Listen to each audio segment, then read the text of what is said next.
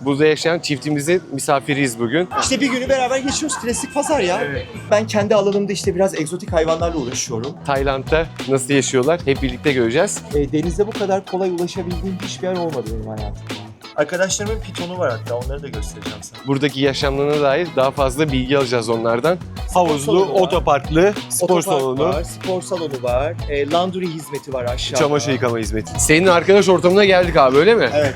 Burası da bizim genelde hafta sonu bir iki defa vakit geçirdiğimiz birlerle beraber sürekli geldiğimiz bir yer. Sahibi Steve ve Tuk işte bizim çok yakın arkadaşlarımız. Hatta bizi evlatları gibi seviyorlar diyebiliriz. Öyle mi? Yani. Evet evet. Birisi bana oğlum diyor, öbürü şey diyor, Mire'ye kızım diyor. Steve. Şu masa tahmini 500'ü geçmez. Aynı zamanda burada boks, jiu-jitsu dersleri alıyoruz. Dünyanın en büyük tarantulası. Dünyanın en büyük tarantulası. Şaka yapıyorsun.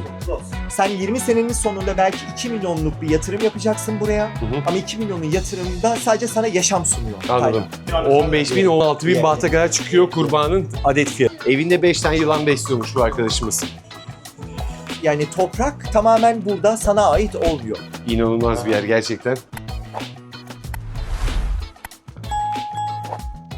Şöyle küçük bir kafeye geldik. Burada kahvaltımızı ettik. Güne kahvaltıyla başladık. Güzel bir kahvaltı oldu. 320 baht ücret ödedik 2 kişinin kahvaltısı için. Yaklaşık 400 Türk lirası civarı. Bunun içinde kahve de dahil. Kahve ve çay da dahil. Kahvaltıdan sonra bir şehir turumuz olacak. Motosikletle bir tur atacağız. Bir günümüz burada nasıl geçiyor hep beraber izlemeye devam edeceğiz. Tam bulunduğumuz yerin adı da Mayapım. Mayapim. Mayapım Beach olarak geçiyor burası. Çok turistik bir yer değil burası o zaman. Yok. Genel itibariyle genelde lokal insanlar ve biraz daha Bangkok'tan turist alıyoruz burada. Bangkok'un bir tık daha elit kesimi diyebiliriz. Hı hı.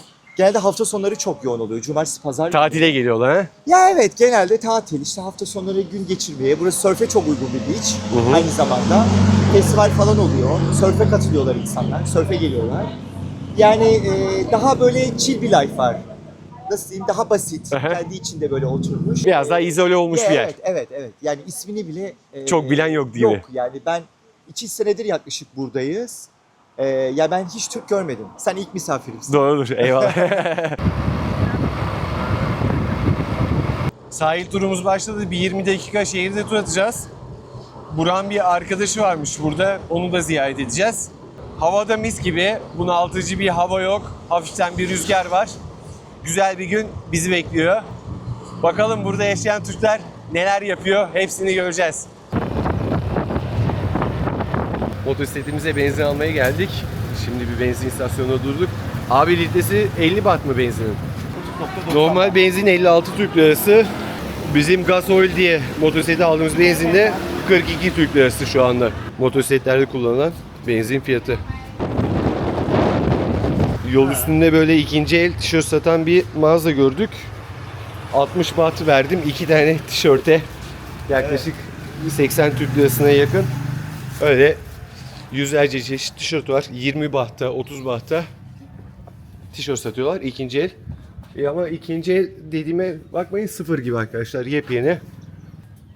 Çünkü sürekli terliyoruz burada ve tişört değiştirmek zorunda kalıyoruz. Bulunduğumuz bölgenin en eski balık pazarına geldik. Burada sabahları taze balık geliyor ve insanlar tezgahlarına koyup satmaya başlıyorlar. Evet, balık pazarı da burası. Şimdi motosikletimizi park edeceğiz ve içerisine bir göz atacağız. Neler var? Burası 100 yıllık market olarak geçiyor. Ya bu sokağın adı. Savadika. Savadika. Sadece şey satıyorlar, balık satıyorlar. Deniz Burası mahsulü. zaten tabii yani biz yani sahil kasabası şeridi olduğu için bunun hemen arkası Piyen, yani iskele. Sabahları bütün tekneler yanaşıyor. O teknelerden restoran sahipleri, işte buradakiler ürünleri alıyorlar. Genelde zaten burası balığıyla ünlü bir yer. Öyle mi? Yani sahil kasabası. Fiyatlar zaten çok uygun. Karidesler. Yes, I know. Karideslerin fiyatı işte kilosu 300-350 lira. 300 lira sübyeler ve kalamarlar. Atnalı yengeci var gene. Onlardan yapıyorlar. Bazı böceklerden var. Aynı ürünler şehir merkezinde Bangkok'ta çarpı 2 diyebilir miyiz? Tabii minimum. Minimum çarpı 2. Restoranlarda. Böyle içeri giriliyor diyorsun. Tabii. Bir bakalım içeri. Şey gibi düşün, bizim Türkiye'deki belki balık pazarları oluyor ya. Evet. Balığı aldıktan sonra yanına işte tatlısı, salatası. Burada yeşillik satıyorlar genelde. Çok ufak bir yer. Ama buranın tamamı, bu caddenin tamamı Çok eski bir. Siz buraya gelip alışveriş yapıyorsunuz. Tabii işte bazı balık günlerini yapıyoruz. O günlerde işte karides falan vesaire alıyoruz. İşte kilosu zaten canlı çoğu. Orada Canlı, görürsen, evet. taze. Şurada da görebilirsin. Canlı bunlar zaten. Tabii canlı. Bunların hepsi canlı. Ya poşete de buzla veriyorlar zaten. Direkt Buzla canlı beraber götürüyorsun. koyuyorsun. Tabii eve canlı götürüyorsun. Geçen Süper. motorda birisi bacağımı ısırmıştı. Valla. YouTube kap. Yeah. Yeah. YouTube. YouTube, yeah. Okay. Yeah, he's YouTuber. Savadi kap. Bigger. Bigger. Ani Wow. num kilo kiba. 1 kilo. Num kilo. 450. Okey. Kaç paymış abi? 400 baht. 400 baht 1 kilo. Evet. Bir tanesi ne kadar geliyor yaklaşık?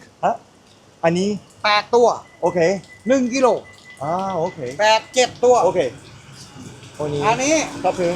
Ya 1 kilo sence kaç tane 8 geliyor? tanesi 1 kilo. 8 tanesi 1 อัน kilo นี้ yapıyormuş. 13 ตัว 13. 1 กิโล Okey.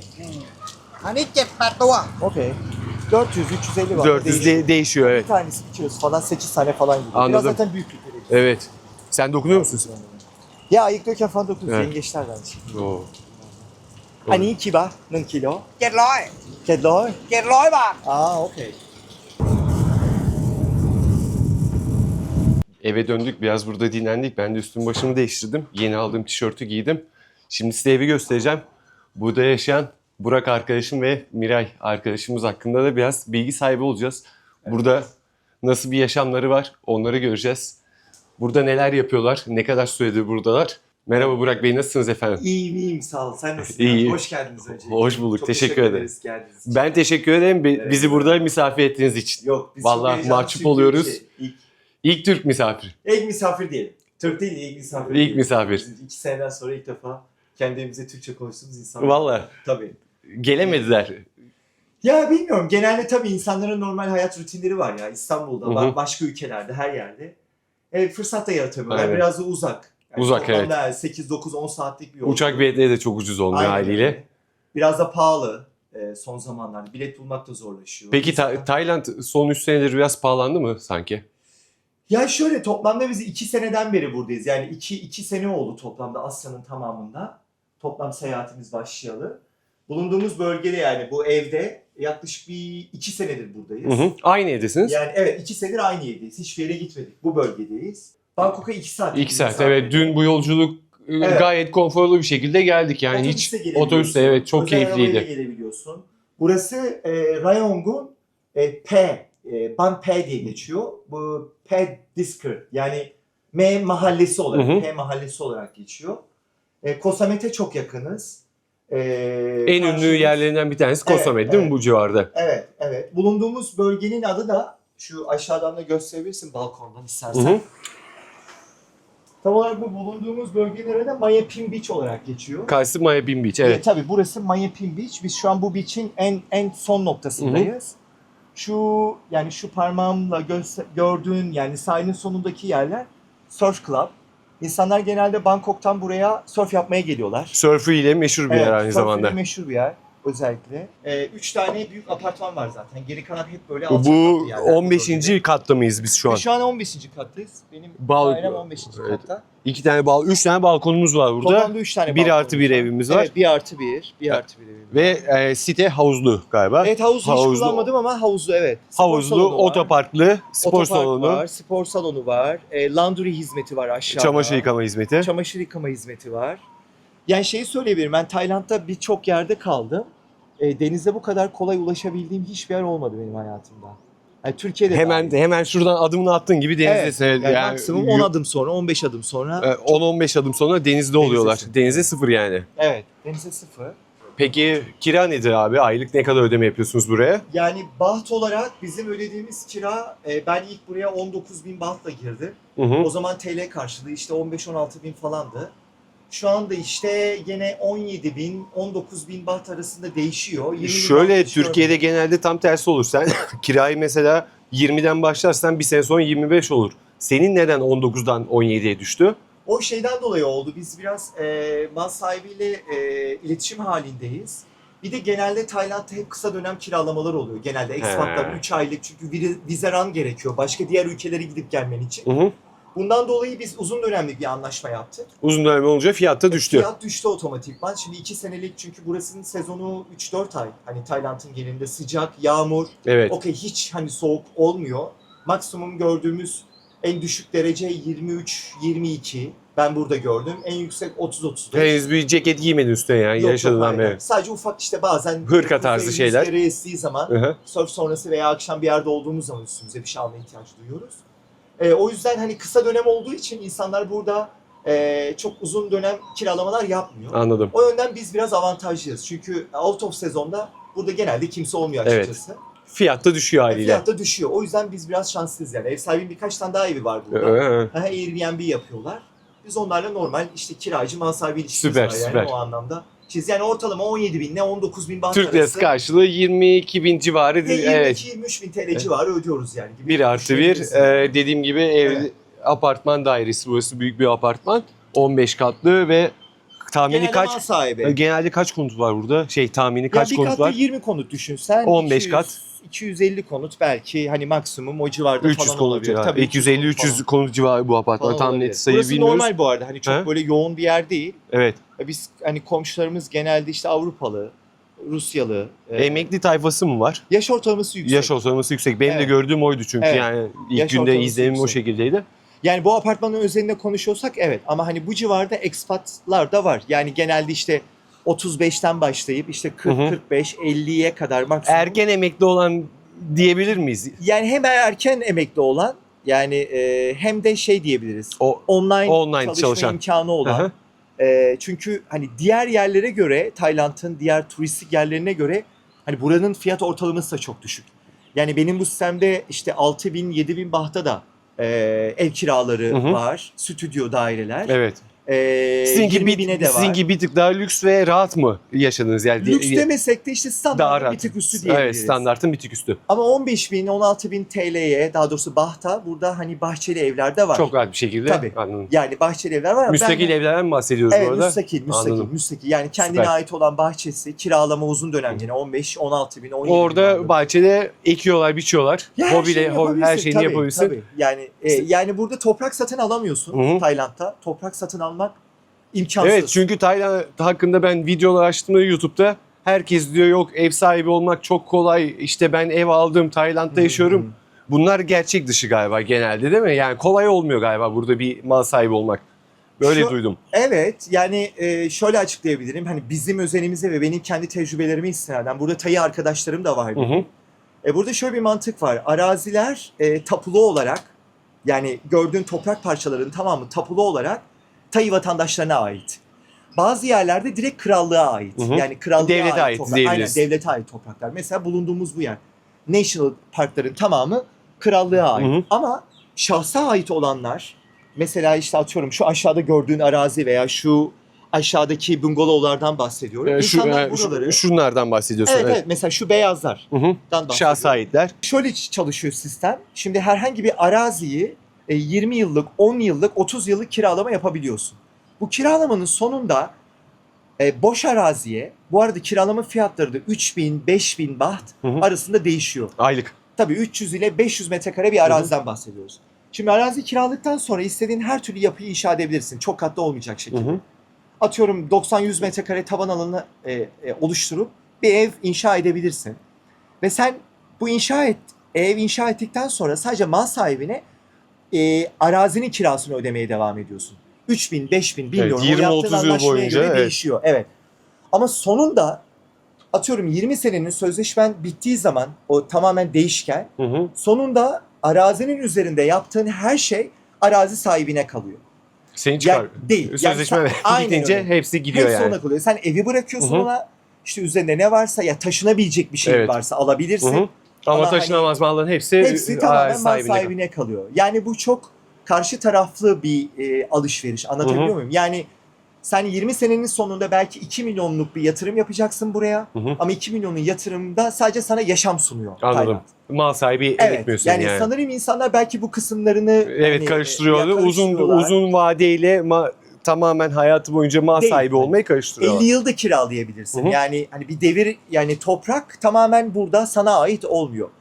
Fakat apartman özelinde değişkenlik gösteriyor. apartman satın alabiliyorsun. Ama orada da bazı apartmanlarda işte Tayiden Tayi'ye satış, Hı hı. Tayiden yabancıya satış, yabancıdan yabancıya satış. Hepsinin prosedürleri farklı. Hepsinin prosedürleri farklı ama onda hani yasal olarak ya da Hı hı. resmi olarak alım satım yapabiliyorsun. Yani karlısın. Ben bu Anladım. evi satın aldığım zaman 3'e aldın 5'e satabiliyorsun yani. ya o da çok zor. Çünkü Ama- Tayiler genelde sıfır eşya almıyorlar. Evet. Genelde ikinci el eşya almıyorlar. Hı hı. Tayiler genelde ikinci el eşya almıyorlar. Genelde sıfır tercih ediyorlar. O yüzden hani biraz daha yabancıdan yabancıya satış Daha makul daha uygun gidiyor. oluyor. Evet. Çünkü kimse burada 17 bin, 15 bin, 20 bin baht Tayiler bu Anladım. kiraları ödemiyor. Genelde işte 5 bin, 10 bin bandında değişkenlik gösteriyor. O yüzden o çok değişken. Hani o çok değişken. Ama sonuç olarak apartman sahibi Satabilirsin. olabiliyorsun evet, yani. apartman sahibi olup bunun satışını gerçekleştirebilirsin. Yani bir yatırımı apartman aracılığıyla Peki yapabilirsin. atıyorum benim param var abi. 3 Evet. milyon 5 milyon apartman aldım burada. Evet. Burada Tayland hükümeti bana oturum verecek mi? Şimdi oturum çok değişik bir konu. Hani oturum yani Tayland'da evli olsan Tayi karın yani Hı hı. hayat arkadaşın bile olsa tıpkı diğer ülkelerdeki gibi polisler gelip seni denetliyor. Evet. 6 ayda bir, 3 ayda bir 90 day report yani gidip immigration ofisine tıpkı bizim Hı hı. yaptığımız gibi adres beyanı oluyor. Yani Tayland'da biraz değişken açıkçası. Sabah gördüğümüz Clear mesela o Diamond viza var onda, Elite viza var. Hı hı. İşte 1 milyon baht ödüyorsun. Evet. 1 milyon bahtın sonunda sana 20 yıllık, Oturum ilk hakkı ödemesi veriyor. 5 yıllık, işte 5 yılda half milyon, Hı hı. işte yarım milyon, kalanını işte geri kalan Taksitlendiriyor gibi. 5 yılın taksitlendirmiyor. Kalan o yarım milyonunu da 15 sene için yapacağın ödemeyi de ilk yaptığın 5 yıllık ödemeden sonra tekrar yapıyorsun. He. Yani 5 yıllık bir İlk ödeme 5 yıl yapıyorsun. kolay geçiyor ama daha sonra yüklü bir Aynen parayı öyle. 5 yıl sonra yatırman gerekiyor Yani Tayland'a. toplam 1 milyonu Hı hı. önce 500 bini bankaya yatırıyorsun. Evet. Elit viza için 5 yıl sonra 15 yıl daha kalma hakkı için bir 500 bin baht daha yatırman Anladım lazım. abi. Ama bunun içerisinde işte vergiden muaf oluyorsun. Hı hı. Havalimanı tax yani free geçişlerin var. Efendime söyleyeyim vergiden bir takım şeyler kesilıyor. Yani herhangi bir Tay vatandaşına sağladığı ayrıcalıkları sana da sağlamış oluyor Ya gibi. evet yani biraz daha elit anladım. hani bir viza şeyi tipi. Siz burada dijital vizeyle kalıyorsunuz. Evet, biz dijital nomad vizeyle buradayız. DTV vizeyle. Bu da Hı hı. Tayland geçen sene, bir iki sene önce Evet, bu yeni uygulamaya açtı. geçti, Çoğu yeni insan açtı. biliyor bunu, evet. Evet, bizim 5 yıllık burada kalma hakkımız var. Ama 6 ayda bir giriş çıkış yapmak zorundasın. Evet. Normalde içeriden biz giriş çıkış yapabiliyorduk Hı hı. buradan. Immigration ofisten uzatmayı yapabiliyorduk. Bize 6 ay daha uzatma veriyorlardı ama biraz sanırım kötüye kullanılıyor ekspatlar tarafından. Çünkü gereklilikleri var onun da.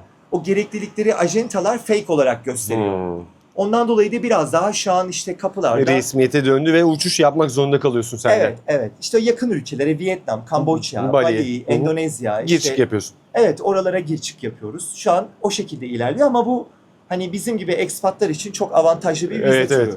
Ya zaten hani gitme isteğinde oluyor. Hani Kesinlikle Yani öyle. hava kesinlikle. değişimi Uzun istiyor. dönemde biraz sıkılıyorsun. Evet. Hani out of sezonda. Hı hı. Evet, çok keyifli, çok güzel bir yer. Burada hani bir takım hobiler var. Yaşamımızı zaten... Hobilerini peki çok az bir gösterme şansı var. Neler Olur, yapıyorsun olur, mesela neden bu olmasın? evde? Ya kendimize ait alanlarımız var. Miray'ın işte Jiu-Jitsu kursu var. Oraya gidiyor. Birazdan oraya da Hı gideceğiz. hı. Resim Atölyeleri var. atölyesi var. Oraya gidiyoruz. Surf yapıyoruz. Süper. Bazı arkadaşlarımız geldi buraya. Diğer ülkelerden, Türkiye'den de geldi. Hı hı. Bizim hani evimize konaklamasalar da işte bir surf club oluşturmaya çalışıyoruz. Onun dışında ben kendi alanımda işte biraz egzotik hayvanlarla uğraşıyorum. Kendim işte Evet, tarantulalarım dün var. en çok benim Evet. açıkçası ilgimi çeken Evet. şeyler bir tanesi. Evet. Şimdi size göstereceğim. Surf'ün dışında. Örümcek bakıyorsun. Yani Tarantula Türkçesi koleksiyonum var. Evet. tarantula Aha, koleksiyonu. Tarantula koleksiyonu. Şurada yapıyorum. balkondayız şu an biz. Ve bu salonun Balkonda balkonu. 1, 2, 3, 4, 5, 6, 7 tane küçük teraryum var. Evet, bunların hepsi biyoaktif teraryum. İşlerinde işte kimisi Güney Amerika'dan, Hı hı. kimisi Tayland'dan, kimisi diğer Asya ülkelerinden gelen bazı tarantula türlerim var. Bunlar küçükler galiba biraz değil mi? Tabii İç biraz erken şöyle göre. gösterebilirsin Hı, belki. Biraz daha bebekler, Evet. ufak türler, bu elimdekiler. Hı hı. Bunları daha önce satın almıştım. Bangkok'tan satın aldım Evet bunları. evet, Bangkok'tan satın almıştım. Bunlar içeride yuvasında değil mi şimdi? Gündüzleri pek çıkmıyorlar herhalde. Yok, genelde işte gece hayvanları beslemelerini yapıyorum. Genel bakımlarını yapıyorum. Yemlerini Şu- veriyorum. Şunda karides miydi? Bunlar yok. Bu da yengeç. Yengeç. teraryumu. Hı hı. Vampir krab olarak geçiyor. Bioaktif bu da. İçerisinde şeylerim var. Ufak yengeçlerim var. Gene Hı hı. içeride şöyle devam Evet. edersen böyle bir standım var ufak. Evet. Burada da gene 3-4 çeşit farklı tarantula türlerim var. Onları da sana şöyle göstereyim eğer. Pek ışık sevmiyorlar değil mi bu arkadaşlar? Ya biraz gece hayvanları genelde. Gece. Gündüzü sevmiyorlar. Hı hı. Şöyle bir tanesini sana göstereyim hatta belki. Eğer dışarıdaysa bakayım. Görmek istersen eğer. Evet. Evet. Ha, çıktı evet. Oo, bu bayağı da büyükmüş ya. Küçük bir şey de değil. Ağacın altına girdi, içine girdi, evet, saklandı Ve şurada. hepsinin türleri Hı hı. farklı. Bazılarının ihtiyaçları farklı. Ona göre dizayn ediyorum işte bazılarında Peki ağaç. bu ağlar sürekli örüyor bu ağları. Evet bu tür hem ağ seviyor Hı hı. hem de kazmayı seven bir tür. Zehirsiz galiba bu, öyle mi? Bu biraz zehirli. Bu tür biraz zehirli. Avicolor diye geçiyor. Pink Toya tarantula. Hı hı. Biraz özel bir tür. Dışarıda da Karayipler'den gelen bir türüm var. Biraz pahalı onlar. Büyütüp bazılarını satıyorum. Bir iki tanesini bir arkadaşım. Ortalama ne kadar satış rakamı Çok oluyor? değişiyor. Yani bebeklerin fiyatı 1000-2000 bahttan başlıyor. Bunlar nereden baksan 4000, 5000, 7000, Büyük 10.000 bahta olanlar. kadar çıkıyor bazıları. Şeyler çok ucuz. Yengeçlerimiz çok Bu ucuz. işi ticaret yapanlar da var galiba değil mi? Ya ben Tayland'da. daha çok hobi olarak He? uğraşıyorum. Zamanım da var bunun için ama hani gene hani surf grubu gibi egzotik hayvanlarla uğraşan arkadaşlarımız da var burada. Birazdan gideceğimiz arkadaşın 2 metrelik komodo ejderi var. Evcil hayvan olarak bakıyor. Öyle mi? Wow. Birazdan onu da çekersin. Hı hı. Ya biraz daha farklı. Kedi köpek yerine daha çok egzotik hayvanlar çekiyoruz burada. Yani beslemeye çalışıyoruz. Burada şimdi büyük tarantulayı gördük. Şurada Elikalı. lepistes var galiba. Yo bunlar şey He. gene ufak benim böyle Thai style, daha doğrusu Japon style ufak gene bioaktif akvaryumlarım. Hı hı. İçerisinde bir takım işte balıklar, Ha, bitkiler küçük, falan. Küçük şey de var. Karidesler de Evet, var değil mi? karidesler Yavru var. karidesler Onun var. için yetiştiriyorum. Gene aynı şekilde su bitkilerim. Hı hı. Şurada aşağıda değişik bir türüm var gene. Bilmiyorum dışarıda olabilir. Büyük bir tür. Ha, yuvasının içine Hı. ağ örmüş. İçeride var. Bu da tarantula. Hı hı. Burada da gekolarım var. Gecko, yani bizim Türkçesi kertenkele mi diyelim Evet, buna reptil bilmeyenler için? diyebiliriz. Evet, reptil diyebiliriz. Hı hı. Ondan sonra 2 tanesi Güney Afrika tarafından geliyor. Bunlar çok tatlılar. Şöyle ufak bir göstereyim. Tabii hemen sana. hazır. Nerede? Sanırım Kaçmış. kaçmamış. Şurada bir yerde olabilir. Bakmam lazım. Bir saniye bir kestik. Evet, kesiyor. Yok. Kaçmış olabilir. Fuck. Really? They are now inside home. Ya işte. Bulduk ya. Nerede çıktı? Şurada toprağın altında sanırım biraz deri değiştirme dönemi. O yüzden sanırım göremeyeceksin şu an. Sorun yok, diğerini görelim. Okey, şansımıza Hı hı. gidiyoruz. Burada leopard gekolarım var. Şu altta belki görebilirsin Hı hı. hafif. Aa evet. Şöyle ışığı şuradan tutabilsek. Evet. Gene burada da birkaç türüm daha var. Şurada. Ha evet, bu gayet net gözüküyor.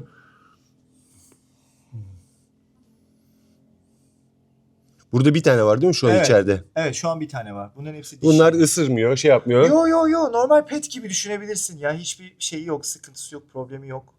Arkadaşlarımın pitonu var hatta. Onları da göstereceğim sana. Öyle mi? Evet, bir çifte pitonları var. Bu içeride kabında mıydı öbürü? Şu da sanırım bunlar biraz şu an deri değiştirme döneminde. Gene bir bakayım. Senin için evet kuyruğu gözüküyor. Bayağı dibe girmişler. Ha anladım. Maalesef görme Hı, şansımız sorun yok, bunun tamam. için. Akşam çıkarsa bir gösteririz arkadaşlar. Evet. Tabii. Bu tarantula. Farklı bir tür mü bu? Bu da Meksikan frelek. Meksika'dan geliyor. Hı hı. Bu da yaklaşık 1,5-2 yaşında benim. Yine koleksiyonlardan bir tanesi. Yaklaşık 10-12 tane falan var. Bunlarla uğraşıyorum. Bir balkonda bir... Ne ufak yiyor abi türden. bunlar? Kurt veriyorum. Ufak böceklerde besliyorum. Genelde canlı yemlerle besliyorum. Ama Hepsini. şey değil, her gün değil mi? Ya değişiyor periyotları. Bazen haftada bir kere, bazen 3 ayda bir kere, bazen 2 ayda bir kere. Bir kurt yetiyor mu haftada bir kere bir tanesi? Bazılarından yeterli oluyor. Boyuna ve türüne göre değişiyor. Ama deri değişim döneminde daha mı? Tabii bazıları uykuya yatıyor. 3 ay 4 ay hiç çıkmıyorlar. Öyle 6 mi? ay çıkmıyorlar. Onu zaten direkt anlıyorsun sen. Evet. Yani biraz da beslememin sebebi de o. Çok dayanıklı hayvanlar. Hı hı. Akrebin falan da vardı. Güzel hayvanlar Güzel. yani bilmiyorum değişik. Evet, değişik. değişik bir hobi. Değişik, aynen öyle. Türkiye'de yapılmayacak bir hobi yani. Ya, Çok işte- zor bir. Tayland'da da aslında yaşamaya karar vermemizin sebeplerinden birisi de oydu. Yani burada yaşanılabilir bir hayat var. Sadece sosyal hayat ve çalışma hayatından bahsetmiyorum. Genel olarak. Yani insan hayal ettiği her şeyi burada Hı hı. yapabiliyor. Diğer ülkelerde bu biraz daha kısıtlı, Kısıtlı, evet. açıkçası. Yani biraz da bilmiyorum bizim için öyle bir durum oldu. Şurada ne vardı? Orada da bizim Burada da. bir gecko türüm daha var. Bu da farklı yine bir türe. tail tür. Hı. Gecko. Bu erkeğim benim. Bu da yaklaşık 2,5-3 yaşında falan ortalama. Hı. Gene fat tail türü. Erkek yaklaşık 2 yaşında falan. Biraz da bebek yapmaya çalışıyorum. Bunların Burası da diğer balkon. Burası Burada bizim da teraryum bizim tarzı balkon. şeyler var. evet burada da ufak bir crab tankım var. Hı hı. Vampir crab'lar var bunun içerisinde. Şurada görebilirsin belki. Yok. Yani. Bak şu köşede var bir tane kırmızı. Ha, evet, yengeç. Evet. Bunlardan bayağı var içerisinde. Yavruluyorlar, büyüyorlar. Bunları daha çok hobi olarak yapıyorum. Hı hı. Yani akvaryum değil de daha çok palladium tarzı bir şeyler yapıyorum. Yapmaya çalışıyorum diyeyim. Evet. Şurada da bir curly hair bir türüm var ama o bayağı... Kim bilir nerede, evet, evet. Onu Güzel. göstermem mümkün değil. Değişik hobiler. Evet bu şekilde. Evet. İşte şimdi de şey yapacağız. Gidiyoruz artık, Evet, buradan çıkıyoruz. bir şeye gidiyoruz şimdi. Bizim Jiu-Jitsu kursumuz var. Hı hı. Arkadaşları yetişelim. Oradalar Tamam. şimdi 5'e kadar. Şimdi geçelim otele. Tamam. Tamam. Motosiklete geçiyoruz. Evet. Tamam. Motora geçiyoruz şimdi.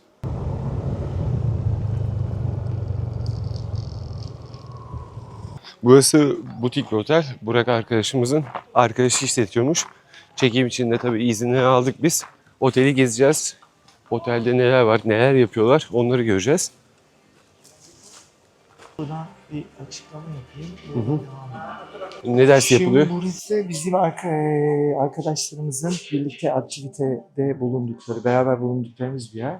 Retreat Hotel olarak geçiyor. Aha. Burası Jiu-Jitsu class.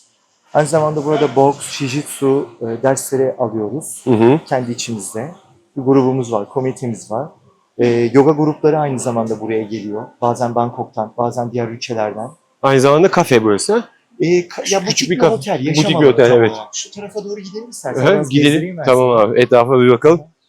Burası ana giriş kısmı zaten. Hı hı. Otelin. Burası kütüphane. İçeride bir eski kütüphanemiz var. Bir çalışma alanı var. Arkadaşlar orada vakit geçiriyor, çalışıyorlar falan. Şurada ufak bir sauna var. Bazen spor sonrası arkadaşlar kullanıyor. Sauna var. Sauna Evet, bu tamam. tarafta. Şöyle doğru yürürsek bu koridordan sonra odalar başlıyor. Aynı zamanda burası bir surf olarak da çok içeri girmeden şöyle. Evet. Burada da odalarımız var. Böyle. Süper. Aha, normal. Diğer tarafta surf aparatlarımız falan da var. Onları da sana göstermek istiyorum. Düzenli olarak buraya geliyorsunuz, aktiviteler yapıyorsunuz. Tabii, Ne güzel. Çarşamba günleri, Perşembe haftanın 2-3 günü buradayım. Burada bir tane iguanaları var. Çok İguana. büyük. Oo. Yine bir... Burada iki tür var. Bir komodo ejderi var. Büyük Tayland lizardı diyebiliriz. Komodo ejderi demeyeyim de. Hı hı. Bir de iguanaları var. Normal evcil hayvan gibi. Bazen tasma Besliyorlar. getiriyorlar. Hadi ya. Tabii. Bazen kafeye Kedi falan köpek gibi getiriyorlar. gezdiriyorlar. Ha? Evet, evet. İstersen pitonları da gösterebilirim. Evet, olur. Piton da mı var? Aha, Şaka yapıyorsun. Bir çiftlik pitonları var. Wow. Evet, burası bir otel değil, aynı zamanda bir yaşam alanı. Burada çevrede yaşayan insanlar düzenli olarak buraya gelip aktivitelerini gerçekleştiriyormuş. Kaplumbağaları var aynı zamanda. Kaplumbağaları var. Aha, kaplumbağaları var. Herkesin kaplumbağası var. Eğer burada bahçeli evde yaşıyorsan Kaplumbağa genelde bakıyorlar. kaplumbağa besliyorsun. Sketa türü Afrika. Çok büyük oluyor bayağı. Wow, Bilmiyorum. süper. Mum koymuyorlar ama. Evet. Buradan böyle içeri giriyoruz. Burası da gene bir çalışma var. Burada Hı hı. Enders kalıyor. Bizim bir arkadaşımız. O burada yaşıyor. Kütüphane buradan başlıyor. Şurada içeride yine bir... Burada televizyon alanımız var. Bazen burada film izliyoruz. Projeksiyonda falan. Arkadaşlarla takılıyoruz. Bunlar Aaron'ın koleksiyonu. Bayağı eski kitaplar bir de belli. Burada pitonumuz var. Bir çift. Wow. Bol piton. Top piton olarak geçiyor. Bunlar arkadaşlarımın. Tofuyla unuttum, Mire'ye soracağım. Yumurta sarısıydı ama Taiceydi. Unuttum tam olarak ne olduğunu. Evet, çıktı zaten, bizi görünce bir hareketlendi bu. Dediğim gibi burada böyle şeyler biraz yani Standart. çok normal Evet, standart. normal. Yani insanlar Balık besliyor. yapıyorlar Bizim yani. Japon balığı besler gibi bunlar insanlar öyle. yılan besliyor. şey zannediyor insanlar burada bulduğumuz her şeyi yemiyoruz. Evet. Yiyemiyoruz. Bazen Evet. evet. Bakıyorsunuz abi. Bakıyoruz yani. Evet. Besliyoruz. Çok tatlı. Onlar burada olsaydı dokunuyoruz falan. Aha. Miray'ın hatta bayağı bir şey var. Videosu var Süper. bunlarla beraber. Altta ne var abi? Altta bir şey daha. Bak diğeri arkada. Bunlar Hı hı. normalde bir erkek bir dişi. Evet. Arkada. Şu an bebek yapmaya çalıştırıyor arkadaşlarım. Hı O hı. yüzden buradalar. Normalde bir Yani normalde kalıyor, yaşam biri alanı yukarıda evet kalıyor. ayrı ayrı. Anladım. İstersen sevmek istersen arkadaşlarımızla iletişime geçebiliyorsun. Hı hı. Fotoğraf çektiriyorsun. Süper. Onlar zaten bakıyorlar. Hı hı. Bizim arkadaşlarımız ya burada Deniz'le Carol işte atıyorum 1 sene 2 sene yaşıyorlar. Hı hı. Onlar da bizler gibi hayvan alıyorlar. Mesela nasıl bir yere giderken başkasına kedi bırakırsın ya köpek bırakırsın. Onlar da yılan bakıyor. Burada da mesela biz hayvanlarımızı birbirimize emanet ediyoruz. Onların normalde 4-5 tane yılanı vardı. Hı hı. Verdiler çünkü artık fazla gelmeye başladı. Her gereken ya size bırakalım bunu falan filan diye. Parayı da burada çok az kullanıyoruz. Yani gün içerisinde dediğim gibi aktiviteler çok ucuz. Hı hı. Derslerin fiyatı ucuz. Ben direkt rakam vermek istemiyorum şimdi burada ama yani Ortalamanın çok daha düşük. çok daha altında. Anladım. Yani 2 gün önce Koh Samet'teydik biz. Yarın yani ya da 1-2 gün sonra sen de orada olacaksın. Çok basit bir örnek. Biz burada kokonat suyunu, Hindistan cevizi suyunu 40 bahta, 30 bahta içerken diğer tarafta 120-150 baht Evet. mesela ortalamalar. Çok basit bir örnek. Yerel halkın Evet, fiyatlarını evet, siz de evet, burada Yani kullanıyorsunuz sosyal çok. aktiviteler anlamında da aynı şeyi söyleyebilirim. Yani imkanlar bir tık daha Hı hı. uygun. Bu da şeyden kaynaklanıyor. Yani genelde insanlar burada olmak istediği için varlar. Kar amaçlı yaşamıyorlar, Yaşamıyorlar. yani. Aynen öyle. Yani böyle tabii ki de her şey bir hayatta bedeli var maddi Ya, olarak. Ama Karşılığı var. bu tarz işleri para kazanmak üzerine Biraz daha kabul edilebilir seviyede Anladım. buradan. Yani yaşamana izin veriyor. Hı hı. Buradaki aktiviteler, sosyal hayata izin veriyor. senin arkadaş ortamına geldik abi, öyle mi? Evet. Burası bizim genelde hafta sonları 1-2 defa vakit geçirdiğimiz Miray'la beraber sürekli geldiğimiz bir yer. Sahibi Steve ve Tuk işte bizim çok yakın arkadaşlarımız. Hatta bizi evlatları gibi seviyorlar diyebiliriz. Öyle mi? Yani. Evet evet. Birisi bana oğlum diyor, öbürü şey diyor, Miray'a kızım diyor. Hı. Steve. Hemen hemen haftanın 2-3 günü buradayız. Yılbaşını burada geçiriyoruz. Hem Avrupalı ya da işte Hristiyanların ya da işte atıyorum farklı bir bayramlar olduğunda hep beraber burada vakit geçiriyoruz.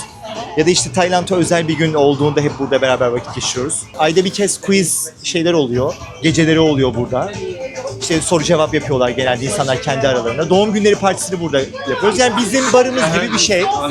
Biraz yaş ortalaması yüksek. Evet. Ama biz yani bizim gruptan da gelenler oluyor. Şu an biraz erken belki bilmiyorum. Bir de pazar günü.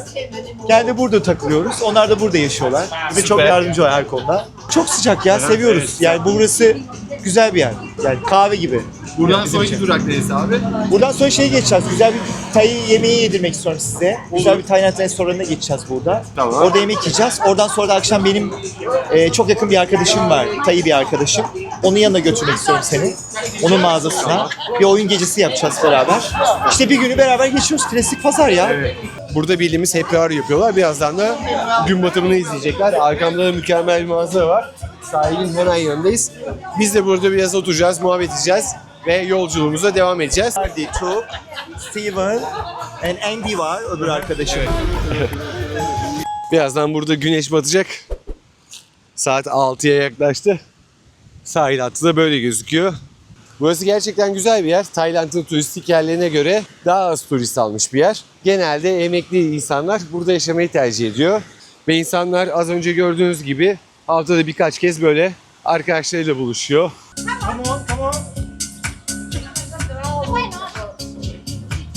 Welcome to Thailand. If you come to Thailand, you have happy life, happy love, happy people. Sabay And- sabay. Sabai sabai. Easy, easy, easy. yeah. Easy for live, not expensive. Bu normal kalama.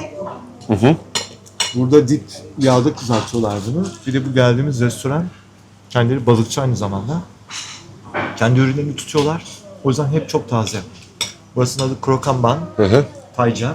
Bunlar da geldi. Thank you so much. Thank you. Bunlar senin. Teşekkür ederim. Dediğim biraz önce kaypat mamamın kaju ve tavuklu Evet abi. bir yemek. Bu da çok popüler bir yemek. Ortalama bir tabağın fiyatı 120 baht. Bu 10 baht olması 10 baht, lazım evet, şu evet. pilav. muhtemelen. Bunlar bir 150 veya 130 watt. Aha, kızarmış. Şu masa tahmini 500'ü geçmez. 500 watt yani. İçecekler dahil. İçecekler dahil evet. Sodası, suyu, kolası dahil. Hepimize afiyet olsun o zaman. Afiyet olsun. Şimdi şeye gidiyoruz. Num'un yanına gidiyoruz. Benim Tay arkadaşım. Hı. Kendisi benim çok yakın arkadaşım. Senden iyi olmasın. Eyvallah. Bir onunla tanıştırmak istiyorum seni. Tamam. Bu egzotik hayvanları olan süreçte bana çok destek oldu. Bana öğretti diyebilirim. Buradaki ilk arkadaşım. Burak'ın yakın arkadaşına geldik. Burada kaç sene tanışıyorsun abi sen? Biz yaklaşık bir Num'la already 2 years ha man? We meet there? Yes. Yeah, already 2 years. 2 yıl önce burada 2 yıl tanıştık. önce burada tanıştınız. Num benim buradaki ilk arkadaşım. Evinize yakın zaten burası. Çok yakın. Sürekli beni destekledi burada. Her konuda yardımcı olmuştur. Maddi manevi. Hı. Benim işte burada vakit geçirmemde vesaire. Benim için değerli bir insan özellikle. Evet. Nun. Nice to meet you brother. Zehirli ok kurbağası. Zehirli ok kurbağası. Evet. Hobi olarak bunu bakıyor. Bunu yetiştiriyor. Bu büyütüyor. Aynı zamanda işte otelleri falan var burada birkaç tane. Hı. Durian işiyle uğraşıyorlar. Oo. Tarlaları var. Birkaç da hosteli var. Ama asıl hobisi Asıl bu. hobi bu. Yani kurbağaları görme şansımız yok ama değil mi burada şu an? Ya bazılarında olabilir. Every tank yani bütün tanklar farklı farklı türlere ait. Her tankta farklı tür Tabii. kurbağa var. Bunların tamamı farklı farklı türlere ait. Mesela burada işte atıyorum blue'su var. Burada başkaları var. Burada gene başka kurbağalar var. Hepsinde farklı farklı türleri yetiştiriyor. Bak şurada görebilirsin mesela. Aa evet turuncu. Turuncu siyah. Bunlar yeni bebek. It's new baby ha man. This one first generation. Yes. Bu sürekli bebek yapmaya çalışıyor. Ha, Yetiştiriyor çoğalt- aynı zamanda. anladım. Aha. Çoğaltmaya Burada da çalışıyor. Wow. Bunlar da mesela yeni bebekler. Wow. How many baby they have usually? Kaç tane bebekli oluyor ortalama? How many man? It's one tank. It's usually. They egg maybe 3-4 a time, and they can make like every week Yeah, every for week. like for month to month. Yeah. Ya. Berat bak. Bunlar biraz daha büyümüş olanları. Hı hı. Yeah, Asıl the baby. Ha esaslar yavrular evet. Orada evet. İlk doğanlar. Little baby. Hı? Yeah, there is little Oh, baby. little baby ha? Aha. Wow. It's like it's the factory. Çok şeyler hani Hassaslar ha? hassaslar aynen.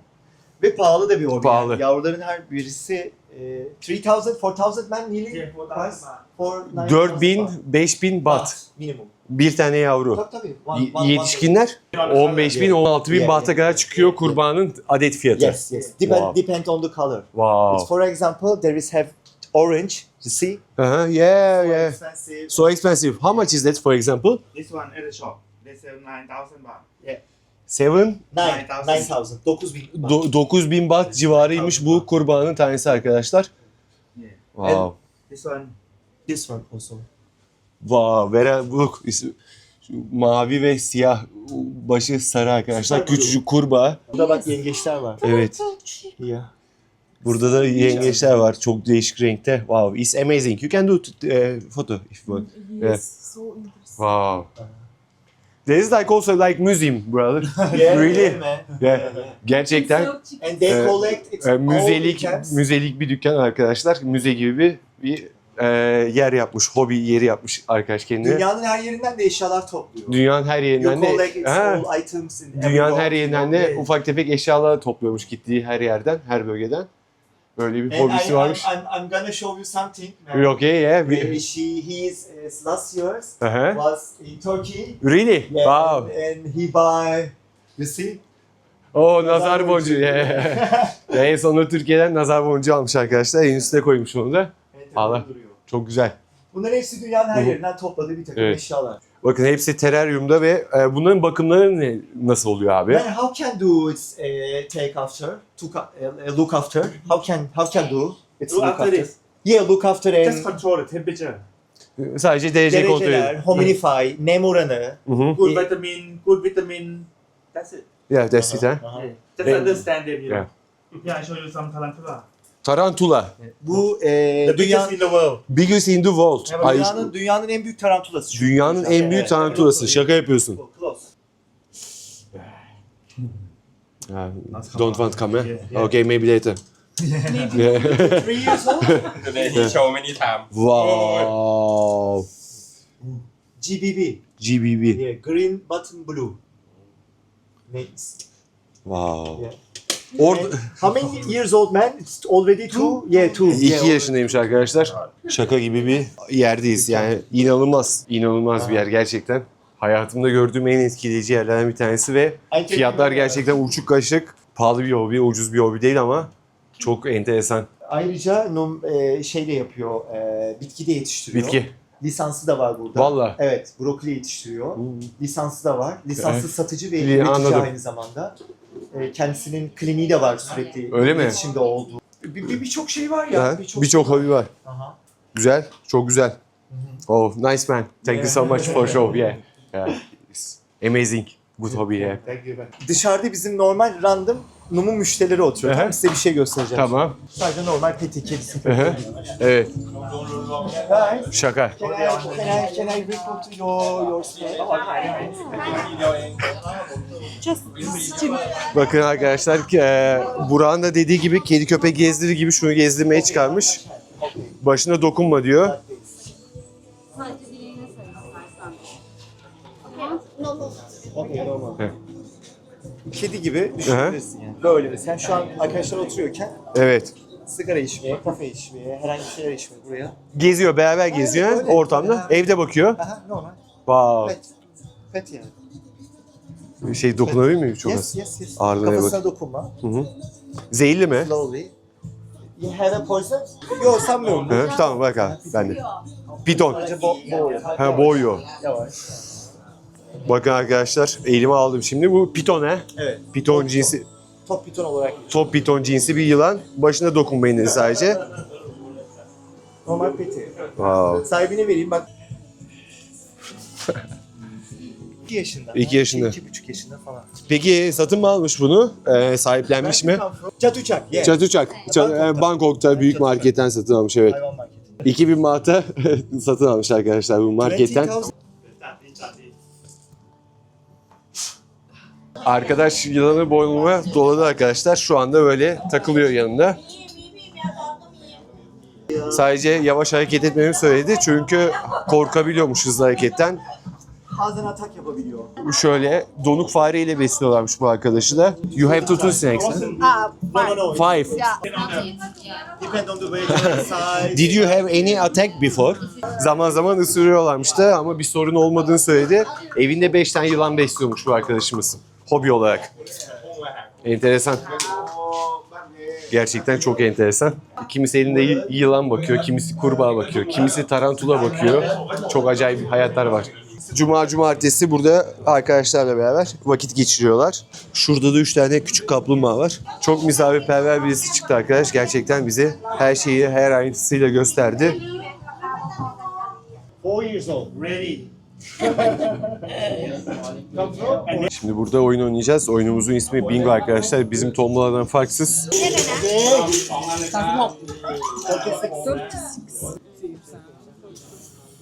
4-3. Okay? Yeah, I have. 10 Okay. โอเค บิงโก Bingo'da böyle oluyor arkadaşlar. Bunlardan bir tanesini tamamlayan parayı topluyor. Man, for you. Bingo corner.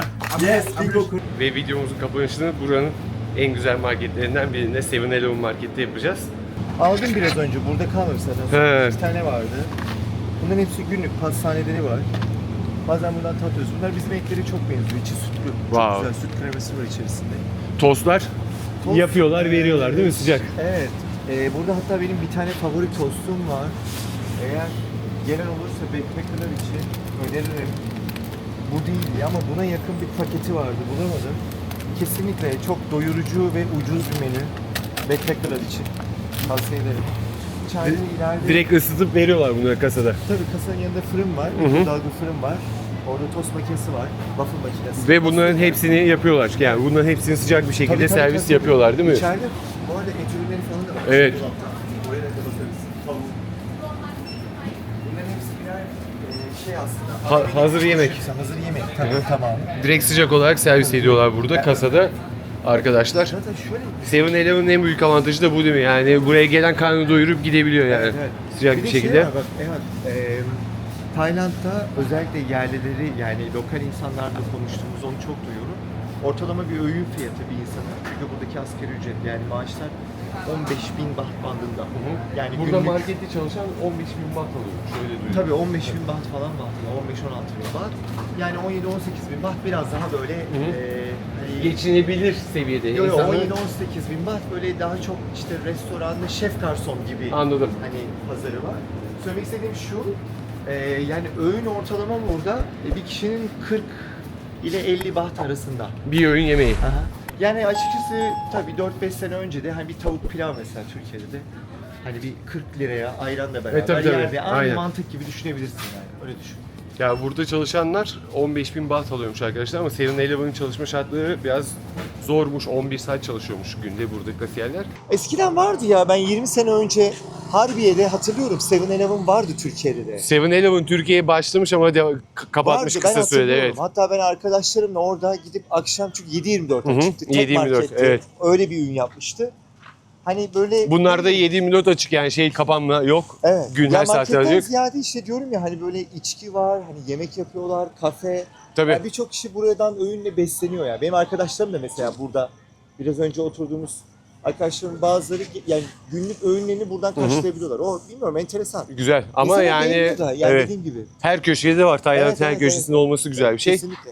Evet, bir videonun daha sonuna geldik. Artık evimize geçiyoruz. Biz de yarın Kosomet Adası'nda olacağım. Bir sonraki videoda Kosomet Evet. Adası'nda olacağız. Biraz yolcu. Kosomet Adası güzel mi? Kosomet Adası çok güzel. Çok butik bir ada. O da bilinmeyen adalardan birisi. Bir 2 hafta falan kalmıştım orada. Çok Evet. aslında orası için. Müthiş bir ada.